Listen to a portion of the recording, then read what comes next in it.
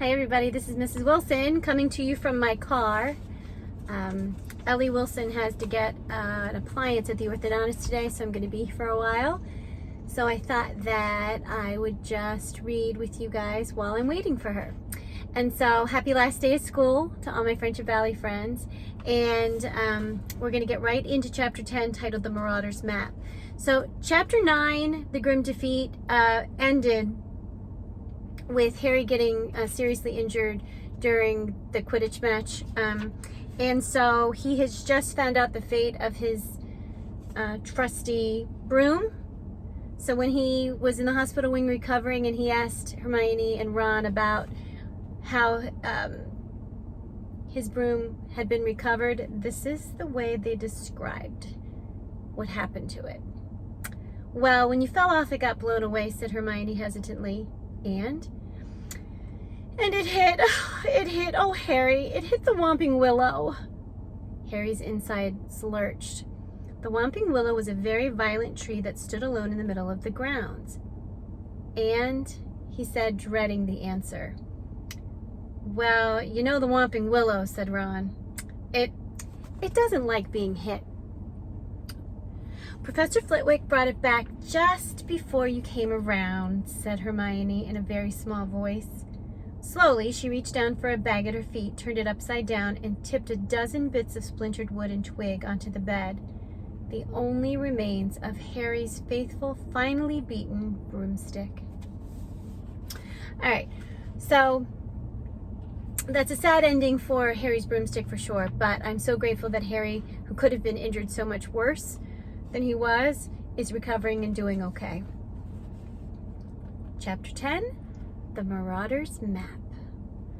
Madame Pomfrey insisted on keeping Harry in the hospital wing for the rest of the weekend. He didn't argue or complain, but he wouldn't let her throw away the shattered remnants of his Nimbus 2000. He knew he was being stupid, knew that the Nimbus was beyond repair, but Harry couldn't help it. He felt as though he'd lost one of his best friends. I know, that's how I felt when my car got totaled. But here I am in my new car, so good things happen out of bad things for sure. He had a stream of visitors all intent on cheering him up. Hagrid sent him a bunch of earwiggy flowers that looked like yellow cabbages, and Ginny Weasley, blushing furiously, turned up with the get-well card she'd made herself, which sang shrilly unless Harry kept it shut under his bowl of fruit. The Gryffindor team visited again on Sunday morning, this time accompanied by Wood, who told Harry, in a hollow, dead sort of voice, that he didn't blame him in the slightest. I think he might. Ron and Hermione left Harry's bedside only at night, but nothing anyone said or did could make Harry feel any better because they knew only half of what was troubling him. He hadn't told anyone about the Grim, not even Ron and Hermione, because he knew Ron would panic and Hermione would scoff.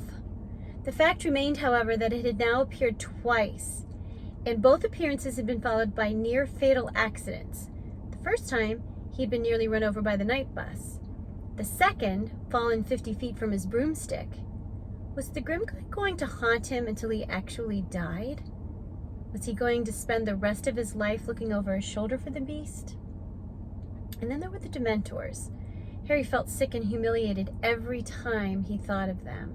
Everyone said the dementors were horrible, but no one else collapsed every time they went near one. No one else heard echoes in their head of their dying parents. Because Harry knew who that screaming voice belonged to now. He'd heard her words, heard them over and over again during the night hours in the hospital wing while he lay awake staring at the strips of moonlight on the ceiling. When the dementors approached him, he heard the moments, the last moments, of his mother's life. Her attempts to protect him, Harry, from Lord Voldemort, and Voldemort's laughter before he murdered her. Harry dozed fitfully, sinking into dreams full of clammy, rotted hands and petrified pleading, jerking awake to dwell again on his mother's voice. It was a relief to return to the noise and bustle of the main school on Monday, where he was forced to think about other things, even if he had to endure Draco Malfoy's taunting. Malfoy was almost beside himself with glee at Gryffindor's defeat. He'd finally taken off his bandages and celebrated having the full use of both arms again by doing spirited imitations of Harry falling off his broom. He's terrible. Malfoy spent much of their next potions class doing dementor imitations across the dungeon. Ron finally cracked and flung a large, slippery crocodile hard at Malfoy, which hit him in the face and caused Snape to take 50 points from Gryffindor. If Snape's teaching defense against the dark arts again, I'm skiving off, said Ron as he headed toward Lupin's classroom after lunch. Check who's in there, Hermione. Hermione peered around the classroom door. It's okay. Professor Lupin was back at work. It certainly looked as though he'd been ill. His old robes were hanging more loosely on him, and there were dark shadows beneath his eyes. Nevertheless, he smiled at the class as they took their seats, and they burst at once into an explosion of complaints about Snape's behavior while Lupin had been ill. I know how that feels. Sometimes I get reports like that after a substitute teacher as well. It's not fair. He was only filling in. Why should he give us homework? We don't know anything about werewolves. 2 rolls of parchment. Did you tell Professor Snape we haven't covered them yet? Lupin asked, frowning slightly. The babble broke out again. Yes, but he said we were really behind. He wouldn't listen. 2 rolls of parchment. Professor Lupin smiled at the look of indignation on every face. Don't worry. I'll speak to Professor Snape. You don't have to do the essay. Oh no, said Hermione, looking very disappointed. I've already finished it. They had a very enjoyable lesson. Professor Lupin had brought along a glass box containing a hinky-punk, a little one-legged creature who looked as though he were made of wisps of smoke rather than frail and harmless looking. Rather frail and harmless looking. Lures travelers into bogs, said Professor Lupin as they took notes. You notice the lantern dangling from his hand, hops ahead, people follow the light, then... The hinky-punk made a horrible squelching noise against the glass. When the bell rang, everyone gathered up their things and headed for the door, Harry among them, but... Wait a moment, Harry, Lupin called. I'd like a word. Harry doubled back and watched Professor Lupin covering the hinky-punk's box with a cloth. I heard about the match, said Lupin, turning back to his desk and starting to pile books into his briefcase. And I'm sorry about your broomstick. Is there any chance of fixing it? No, said Harry. The tree smashed it to bits. Lupin sighed. They planted the Whomping Willow the same year that I arrived at Hogwarts. People used to play a game trying to get near enough to touch the trunk. In the end, a boy called Davy Gungin nearly lost an eye, and we were forbidden to go near it again. No broomstick would have a chance. Did you hear about the dementors too? Said Harry with difficulty. Lupin looked at him with difficulty. Lupin looked at him quickly. Yes, I did. I don't think any of us have seen Professor Dumbledore that angry. They've been growing restless for some time, furious at his refusal to let them inside the grounds. I suppose they were the reason you fell? Yes, said Harry. He hesitated, then the question he had to ask burst from him before he could stop himself. Why? Why do they affect me like that? Am I just... It has nothing to do with weakness, said Professor Lupin sharply, as though he had read Harry's mind. The dementors affect you worse than the others because there are horrors in your past that the others just don't have. A ray of wintry sunlight fell across the classroom, illuminating Lupin's gray hairs and the lines on his young face. Dementors are among the foulest creatures that walk this earth. They infest the darkness, filthiest places. They glory in decay and despair. They drain peace, hope, joy, happiness out of the air around them. Even muggles feel their presence, though they can't see them. Get too near a dementor, and every good feeling, every happy memory will be sucked out of you. If it can, the dementor will feed on you long enough to reduce you to something like itself, soulless and evil. You'll be left with nothing but the worst experiences of your life, and the worst that happened to you, Harry, is enough to make anyone fall off their broom. You have nothing to feel ashamed of. When they get near me, Harry stared at Lupin's desk, his throat tight, I can hear Voldemort murdering my mum. Lupin made a sudden motion with his arm, as though to grip Harry's shoulder, but thought better of it. There was a moment's silence, then... Why did they have to come to the match? Said Harry bitterly. They're getting hungry, said Lupin coolly, shutting his briefcase with a snap. Dumbledore won't let them into the school, so their supply of human prey has dried up. I don't think they could resist the large crowd around the Quidditch field, all that excitement, emotions running high. It was their idea of a feast. Azkaban must be terrible, Harry muttered. Lupin nodded grimly. The fortress is set on a tiny island way out to sea, but they don't need walls and water to keep the prisoners in, not when they're all trapped inside their own heads, incapable of a single cheerful thought. Most of them go mad within weeks. But Sirius Black escaped from them, Harry said slowly. He got away. Lupin's briefcase slipped from the desk. He had to stoop quickly to catch it. Yes, he said, straightening up. Black must have found a way to fight them. I wouldn't have believed it possible. Dementors are supposed to drain a wizard of his powers if he's left with them too long. You made that Dementor on the train back off, said Harry suddenly. There are certain defenses one can use, said Lupin, but there was only one Dementor on the train. The more there are, the more difficult it becomes to resist. What defenses, said Harry at once. Can you teach me? I don't pretend to be an expert at fighting Dementors, Harry. Quite the contrary. But if the Dementors come to another Quidditch match, I need to be able to fight them. Lupin looked into Harry's determined face, hesitated, then said, Well, all right, I'll try and help. But it'll have to wait until next term, I'm afraid. I have a lot to do before the holidays. I chose a very inconvenient time to fall ill. What with the promise of an anti-Dementor lessons from Lupin, the thought that he might never have to hear his mother's death again, and the fact that Ravenclaw flattened Hufflepuff in their Quidditch match at the end of November, Harry's mood took a definite upturn. Gryffindor were not out of the running after all, although they could not afford to lose another match. Wood became repossessed of his manic energy and worked his team as hard as ever in the chilly haze of rain that persisted into December. Harry saw no hint of a Dementor within the grounds. Dumbledore's anger seemed to be keeping them at their stations at the entrance. 2 weeks before the end of the term, the sky lightened suddenly to a dazzling opaline white, and the muddy grounds were revealed one morning covered in glittering frost. Inside the castle, there was a buzz of Christmas in the air.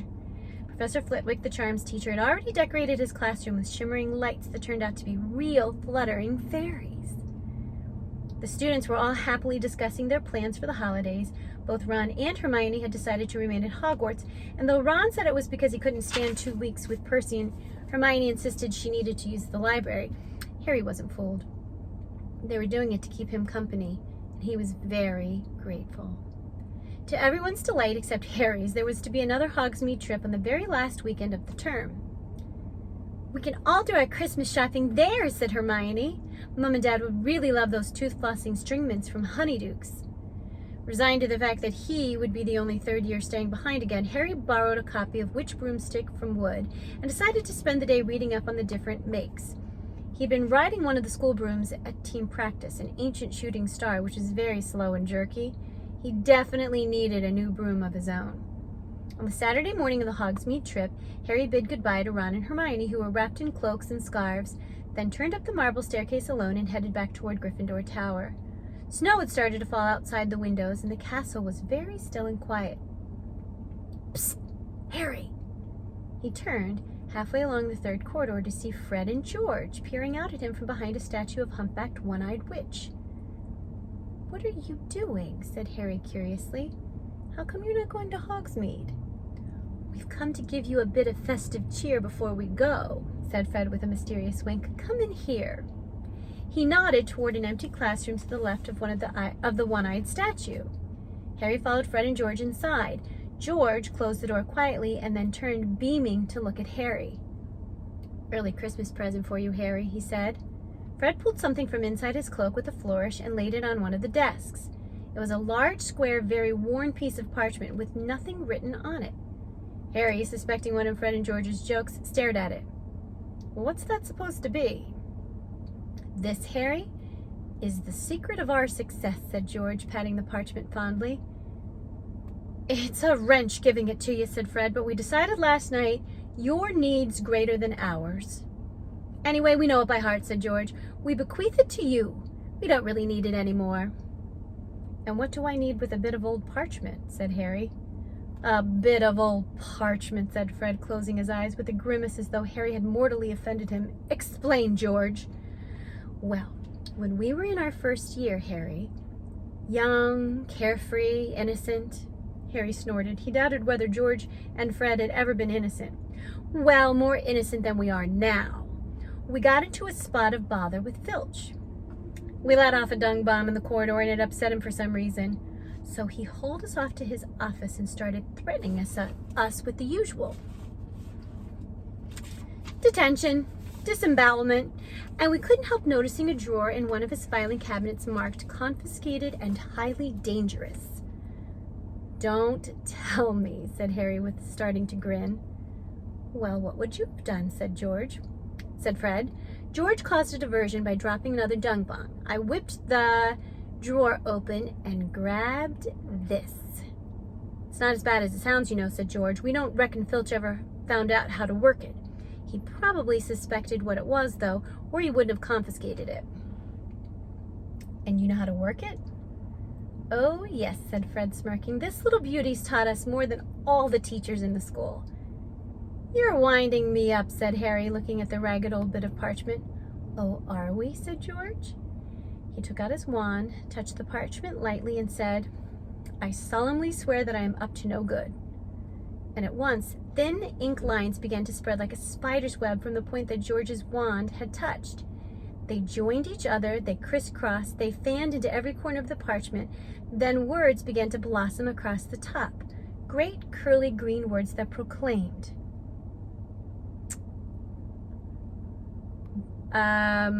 Misters Mooney, Wormtail, Padfoot, and Prongs, purveyors of aids to magical mischief makers, are proud to present the Marauder's Map. It was a map showing every detail of the Hogwarts castle and grounds, but the truly remarkable thing were the tiny ink dots moving around it, each labeled with a name in minuscule writing. Astounded, Harry bent over it. A labeled dot in the top left corner showed that Professor Dumbledore was pacing his study. The caretaker's cat, Mrs. Norris, was prowling the second floor, and Peeves, the poltergeist, was currently bouncing around the trophy room. And as Harry's eyes traveled up and down the familiar corridors, he noticed something else. This map showed a set of passages he had never, ever entered, and many of them seemed to lead right into Hogsmeade, said Fred, tracing one of them with his finger. There are 7 in all. Now, Filch knows about these 4. He pointed them out. But we're sure we're the only ones who knows about these. Don't bother with the one behind the mirror on the 4th floor. We used it last winter, but it's caved in, completely blocked. And we don't reckon anyone's ever used this one because the Whomping Willow's planted right over the entrance. But this one here, this one leads right into the cellar of Honeydukes. We've used it loads of times. And as you might have noticed, the entrance is right outside this room, through that one-eyed old crone's hump. Mooney, Wormtail, Padfoot, and Prongs, sighed George, patting the heading of the map. We owe them so much. Noblemen working tirelessly to help a new generation of lawbreakers, said Fred solemnly. Right, said George briskly. Don't forget to wipe it after you've used it. Or anyone can read it, said Fred warningly. Just tap it again and say, mischief managed, and it'll go blank. So, young Harry, said Fred in an uncanny impersonation of Percy, mind you behave yourself. See you in Honeydukes, said George, winking. They left the room, both smirking in a satisfied sort of way. Harry stood there gazing at this miraculous map. He watched the tiny ink Mrs. Norris turn left and paused to sniff at something on the floor. Gosh, if Filch really didn't know, he wouldn't have to pass the dementors at all. But even as he stood there, flooded with excitement, something Harry had once heard Mr. Weasley say came floating out of his memory.